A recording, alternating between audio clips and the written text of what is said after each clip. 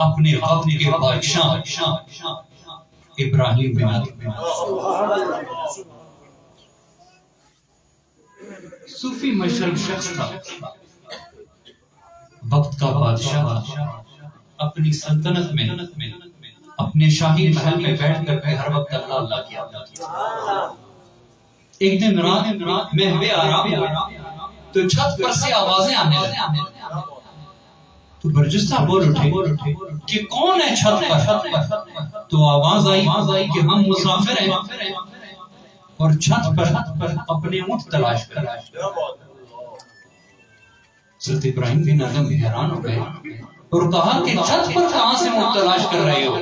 تو اس جواب دینے والے نے جواب دیا کہ اے ابراہیم، اگر چھت کے اوپر اونٹ نہیں ملتے نا تو سلطنت کی کرسی پہ بیٹھ کے خدا بھی نہیں گا۔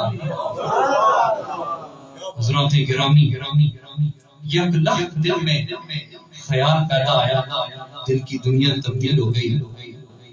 صبح ہوئی، لوگوں نے دیکھا کہ بادشاہ اپنے کمرے میں موجود نہیں۔ حیران ہو گئی دنیا اور تلاش میں مصروف عمل ہو گئی کہ وقت کا بادشاہ اچھا بھلا رات کو ہم نے اس کے کمرے تک اسے چھوڑا، اب اس کا نام و نشان نہیں ملتا۔ کریا بستی لوگوں نے تلاش کیا، لیکن حضرت ابراہیم بن ادم کا نام و نشان نہ ملا۔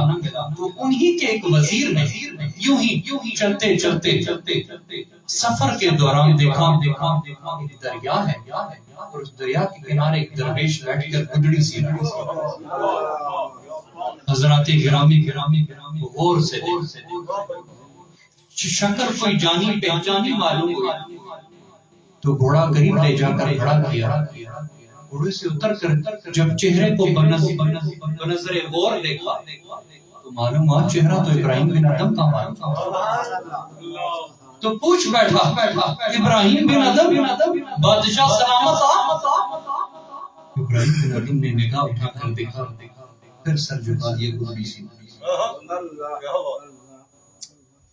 پوچھا بتاؤ خیر سے آنا؟ تو وہ وزیر جو دل میں سوالوں کا انبار رکھتا اس طرح فرمتا حیرت میں ڈوب گیا کہ اسے سمجھ نہیں آتا تھا کون سا سوال کہ پہلے کون سا بات۔ تو بالآخر پوچھ بیٹھا کہ بتائیے تو صحیح کہ آپ وقت کے بادشاہ ہیں، کیوں سلطنت چھوڑ کر یہاں آ گئے؟ یہ حالت کیسی بنا رکھی ہے؟ آؤ چھوڑو اس کام کو، میرے ساتھ چلو واپس اپنی سلطنت سنبھالو۔ تو ابراہیم بن ادم نے کہا کہ جو بادشاہی مجھے مل گئی ہے اس بادشاہی سے بہت بہتر۔ وزیر حیران ہوا، دل میں سوچنے لگا نہ جانے عمر کا تقاضا ہے کہ ان کی سوچ فکر میں کوئی فرق آ گیا ہے، اس لیے ایسی بہتی باتیں کرتے ہیں۔ کہنے لگا حضرت یہ کیسی باتیں کرتے ہیں آپ؟ کون سی بادشاہی ملی؟ یہ کیا بادشاہی ہے؟ گھڑی لے کر یہاں بیٹھے ہو، نہ تمہارے پاس ساز و سامان ہے، نہ تمہارے کپڑے خوبصورت ہے، نہ تمہاری حالت قابل دید ہے۔ آؤ واپس چلو اپنی سلطنت سنبھالو۔ حضرت ابراہیم بن ادم نے دیکھا کہ یہ دیوانہ تو نہیں سنتا، اسے اہل محبت کا کوئی کرشمہ دکھانا پڑا۔ حضرات گرامی آپ نے اپنی سوئی دریا میں ڈالی اور وزیر سے کہا اب جو ہوگا وہ ماجرا دیکھتے چلے جائیں۔ اور دریا کی مچھلیوں سے مخاطب ہو کر فرمانے لگے کہ اے دریا کی مچھلیوں، میری سوئی دریا میں گر گئی ہے، اگر میری صدا سنتے ہو تو سوئی واپس لا۔ حضرات گرامی مولانا روم رحمت اللہ علیہ نے لکھا کہ 100 مچھلیاں منہ میں سونے کی سوئیاں لے کر واپس آ۔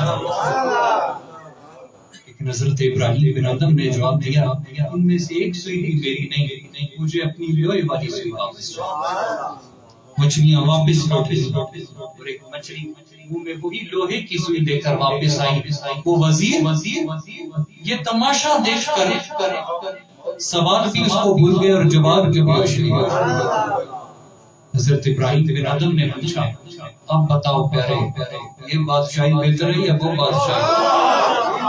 مولانا روم رحمت اللہ علیہ نے لکھا کہ ارے نادان لوگوں جو وزراء اور مشیر اور بادشاہوں کے پیچھے بھاگتے ہیں، نہ ان کو ان کی صحبت میسر آتی ہے، نہ ان کو دنیا میسر آتی ہے، لیکن جو اس دنیا کا خالق ہے اور بادشاہوں کا بادشاہ ہے، جو اس کے ساتھ رو لگا لیتے ہیں، انسان بھی ان کے ہو جاتے ہیں اور پوری مخلوق ان کی ہو جائے.